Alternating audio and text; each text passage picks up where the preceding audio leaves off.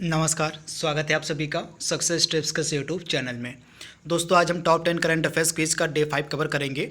दोस्तों डे 5 में हम टॉप 10 जो मोस्ट इंपॉर्टेंट करंट अफेयर्स बन सकते हैं उन सभी को हम कवर करेंगे।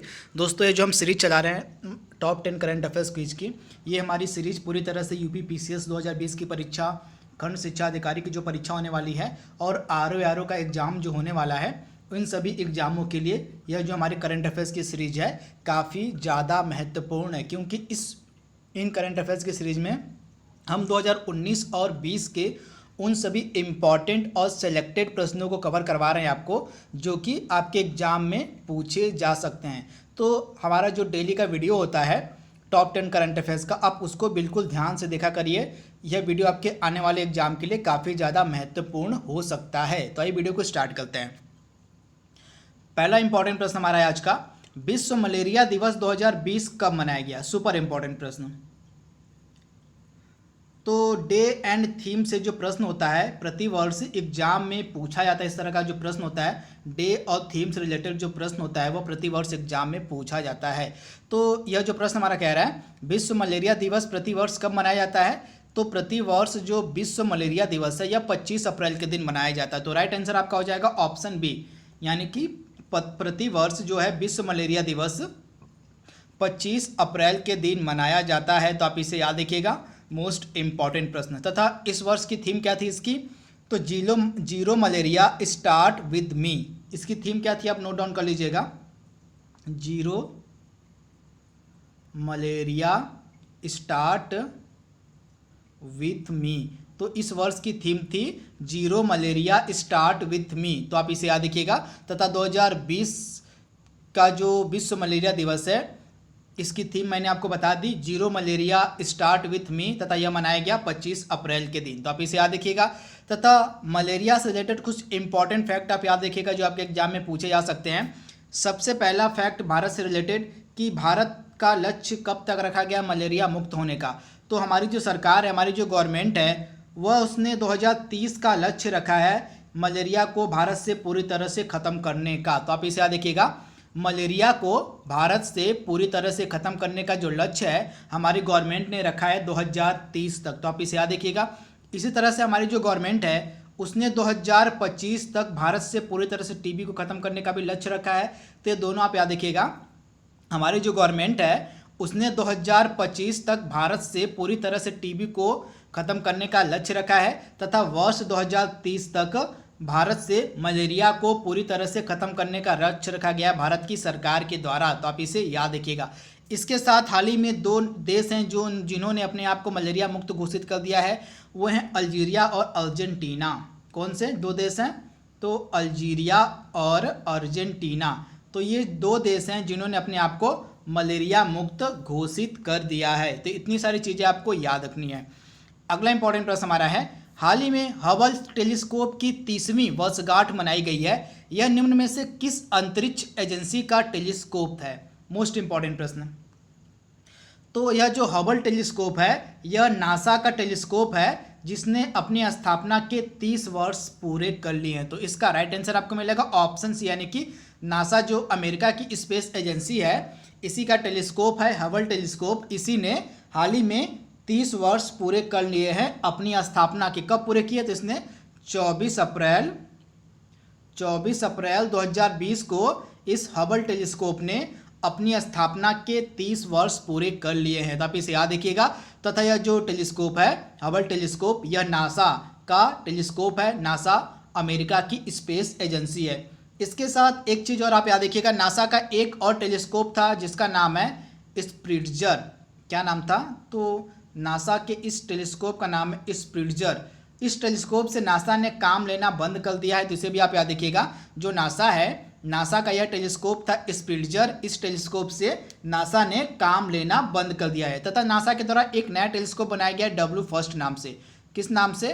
तो नासा के द्वारा एक नया टेलीस्कोप बनाया गया है डब्ल्यू फर्स्ट नाम से।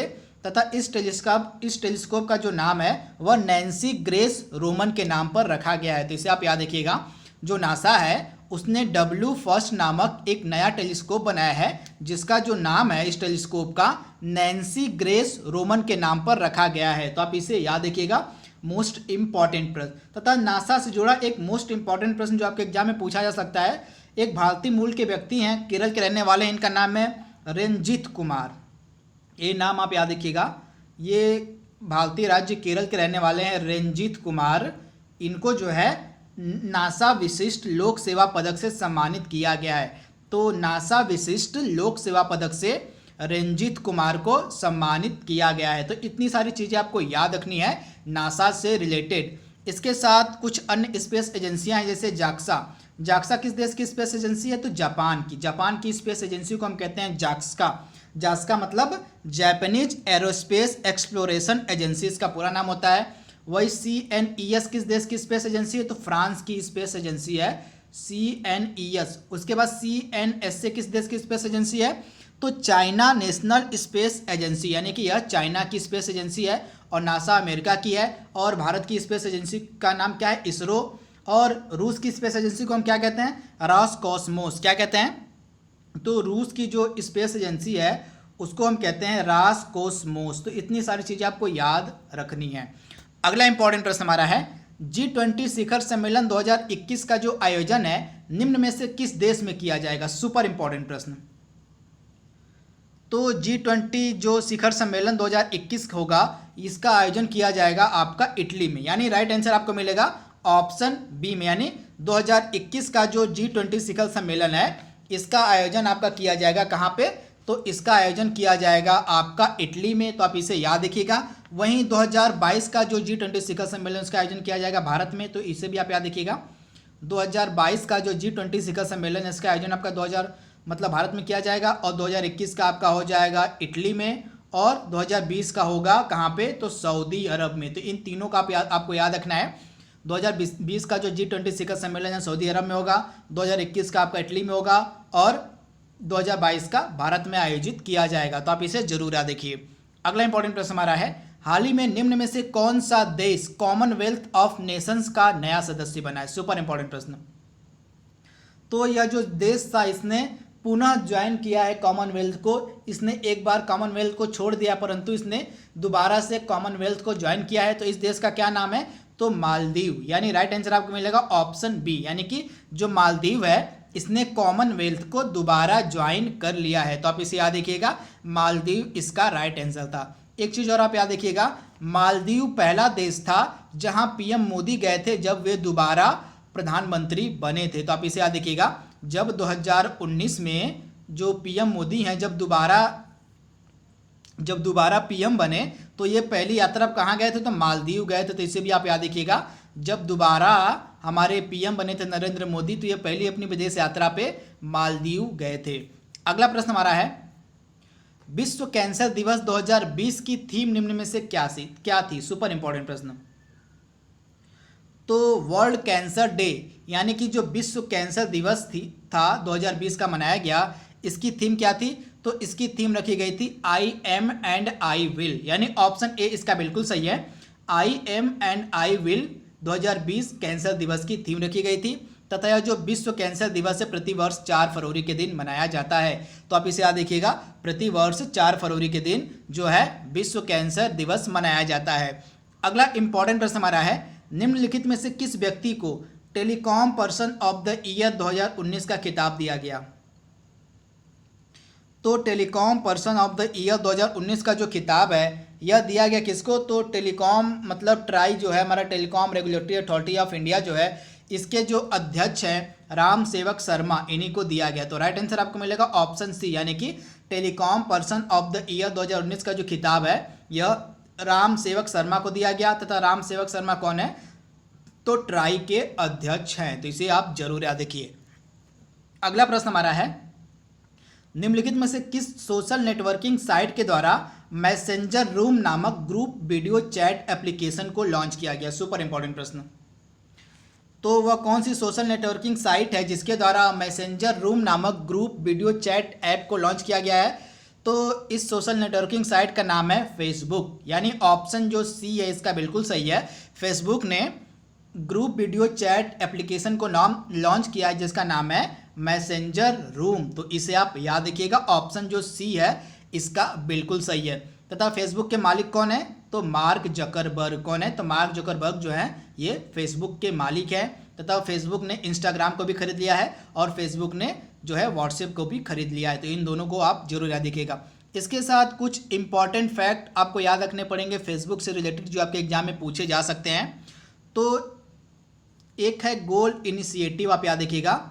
जो गोल इनिशिएटिव है जो है, इस गोल इनिशिएटिव को फेसबुक की मदद से चलाया जा रहा है। पहली चीज़ आप याद रखिएगा, जनजातीय महिलाओं के कल्याण के लिए यह जो गोल इनिशिएटिव है यह चलाया जा रहा है। इसमें जो सहायता कर रहा है वो फेसबुक कर रहा है, तो इसे भी आप याद रखिएगा। तथा एक कैंपेन फेसबुक के द्वारा लॉन्च किया गया जिसका नाम है वी थिंक डिजिटल। क्या नाम है? तो वी थिंक डिजिटल नामक कैंपेन भी फेसबुक के द्वारा लॉन्च किया गया है। इसके साथ एक और कैंपेन लॉन्च किया गया मोर टुगेदर का। तो दो कैंपेन फेसबुक ने लॉन्च किए हैं, एक हो गया मोर टुगेदर और एक हो गया वी थिंक डिजिटल, तो इसे आप याद रखिएगा। तथा हाल ही में जो फेसबुक है उसने रिलायंस जियो में इतनी हिस्सेदारी खरीदी है। कितनी? तो हाल ही में फेसबुक ने रिलायंस जियो में 9.99% की हिस्सेदारी भी खरीदी है। तो इतनी सारी चीज़ें आप याद रखिएगा।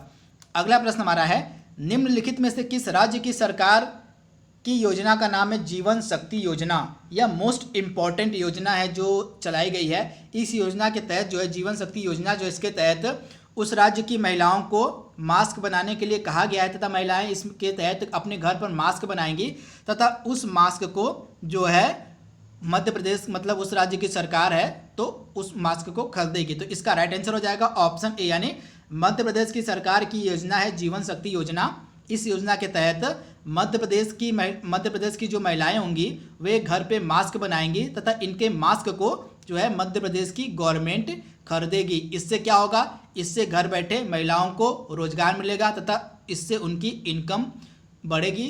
तो इसे भी आप याद रखिएगा। इसके साथ मध्य प्रदेश की गवर्नमेंट के द्वारा कुछ अन्य योजनाएं भी चलाई गई हैं। एक अन्य योजना जो इंपॉर्टेंट है उसका नाम है जीवन अमृत योजना। तो जीवन अमृत योजना को आप जीवन शक्ति योजना से कंफ्यूज मत कीजिएगा। जीवन शक्ति योजना के तहत महिलाएं तो मास्क बनाएगी, परंतु जो जीवन अमृत योजना लॉन्च की गई मध्य प्रदेश की गवर्नमेंट के द्वारा, इसके तहत जो मध्य प्रदेश की सरकार है वह गरीब लोगों में एक त्रिकूट नामक चूर्ण बांटेगी। यह जो त्रिकूट नामक चूर्ण होगा यह इम्यूनिटी बढ़ाने में काम करेगा। तो इस त्रिकूट चूर्ण को बांटने का जो काम है वह जीवन अमृत योजना के तहत किया जाएगा मध्य प्रदेश की गवर्नमेंट के द्वारा। तो ये दोनों आपको याद रखना है, दोनों में कंफ्यूजन नहीं रखना है। जीवन शक्ति योजना अलग है और जीवन अमृत योजना अलग है। जीवन अमृत योजना के तहत मैंने आपको बताया कि जो मध्य प्रदेश की गवर्नमेंट है वह त्रिकूट नामक चूर्ण गरीब लोगों में बांटेगी तथा यह जो चूर्ण होगा वह लोगों की इम्यूनिटी को बढ़ाने का कार्य करेगा। तो आप इसे याद रखिएगा। तथा जीवन शक्ति योजना के तहत जो है मध्य प्रदेश की जो महिलाएं होंगी वो अपने घर पर मास्क बनाएंगे तथा उस मास्क को मध्य प्रदेश की गवर्नमेंट खरीदेगी। इसके साथ मध्य प्रदेश की जो गवर्नमेंट है उसके द्वारा दीदी व्हीकल नामक वाहन भी लॉन्च किया गया है। दीदी व्हीकल, क्या नाम है? तो दीदी व्हीकल को भी लॉन्च किया गया है मध्य प्रदेश की गवर्नमेंट के द्वारा। इसके बाद चरण पादुका योजना, क्या नाम है? तो चरण पादुका योजना भी मध्य प्रदेश की गवर्नमेंट के द्वारा शुरू की गई है। तथा एक और योजना है एवरीबॉडी विल गेट एम्प्लॉयमेंट योजना भी जो है मध्य प्रदेश की गवर्नमेंट के द्वारा शुरू की गई है। तो इसे भी आप याद रखिएगा। तथा मध्य प्रदेश का जो पर्यटन उसकी टैगलाइन कई बार एग्जाम में पूछी जाती है, उसे भी आप याद रखिएगा। तो मध्य प्रदेश के पर्यटन की टैगलाइन क्या है? The heart of incredible India. इसे आप जरूर याद रखिएगा। The heart of incredible, the heart of incredible India, यह टैगलाइन है मध्य प्रदेश पर्यटन की। इसे आप जरूर याद रखिएगा, लगातार एग्जाम में पूछा जाता है। इसके साथ ही मध्य प्रदेश ने टॉप पेरेंट नामक एप्लीकेशन को भी लॉन्च किया है। टॉप पेरेंट नामक एप्लीकेशन को भी मध्य प्रदेश ने लॉन्च किया है। उसके बाद जो श्रम सिद्धि योजना है इसको भी मध्य प्रदेश की गवर्नमेंट के द्वारा लॉन्च किया गया है। तो इतनी सारी चीज़ें जो है मध्य प्रदेश राज्य से जुड़ी हुई हैं जो करंट अफेयर्स के लिए काफ़ी ज़्यादा महत्वपूर्ण है, जो आपके एग्जाम में पूछी जा सकती है। तो इन्हें आप जरूर एक साथ नोट डाउन कर लीजिएगा। यहाँ से आपके एग्जाम में 100% प्रश्न बनने के चांस हैं। इसके साथ एक चीज़ और आप याद रखिएगा, जो मध्य प्रदेश के सीएम हैं शिवराज सिंह चौहान, शिवराज सिंह चौहान जो हैं ये मध्य प्रदेश के सीएम हैं। तथा ये कौन सी बार मध्य प्रदेश के सीएम बने हैं? तो चौथी बार। तो शिवराज सिंह चौहान जो हैं ये चौथी बार मध्य प्रदेश के सीएम बने हैं। अगला इंपॉर्टेंट प्रश्न हमारा है, निम्नलिखित में से किस देश के द्वारा कोड़े मारने की सजा को प्रतिबंधित कर दिया गया है? तो कोड़े मारने की जो सजा है उसको खत्म कर दिया गया है सऊदी अरब के द्वारा, यानी ऑप्शन जो इसका बी है बिल्कुल सही है। जो सऊदी अरब की गवर्नमेंट है उसने कोड़े मारने की सजा को खत्म कर दिया है। तो आप इसे याद देखिएगा, सऊदी अरब की राजधानी क्या है? रियाद। क्या है? रियाद सऊदी अरब की राजधानी है और रियाल यहाँ की ऑफिशियल करेंसी है। अगला इंपॉर्टेंट प्रश्न हमारा है, निम्नलिखित में से किस देश में पैसिफिक आइसलैंड समिट 2021 का आयोजन किया जाएगा? तो पैसिफिक आइसलैंड समिट 2021 का जो आयोजन है यह कहाँ पे किया जाएगा? तो इसका राइट आंसर है जापान में, यानी ऑप्शन जो ए है इसका बिल्कुल सही है। जापान में पैसिफिक आइसलैंड समिट 2021 का आयोजन किया जाएगा। तो आप इसे याद रखिएगा। जापान की राजधानी क्या है? तो जापान की राजधानी है टोक्यो। यहाँ की स्पेस एजेंसी का क्या नाम है? तो यहाँ की स्पेस एजेंसी का नाम है जास्का। यहाँ के पीएम कौन है? तो यहाँ के पीएम कौन है? Shinzo Abe. कौन है? शिंजो आबे जो हैं यहाँ के पीएम है। तो इतनी सारी चीज़ें आपको याद रखनी है। तो दोस्तों हमने 10 इंपॉर्टेंट प्रश्नों को कवर कर लिया है डे 5 के। आई होप आपको वीडियो पसंद आया होगा। तो आज के लिए बस इतना ही। Thank you, thanks for watching, thank you.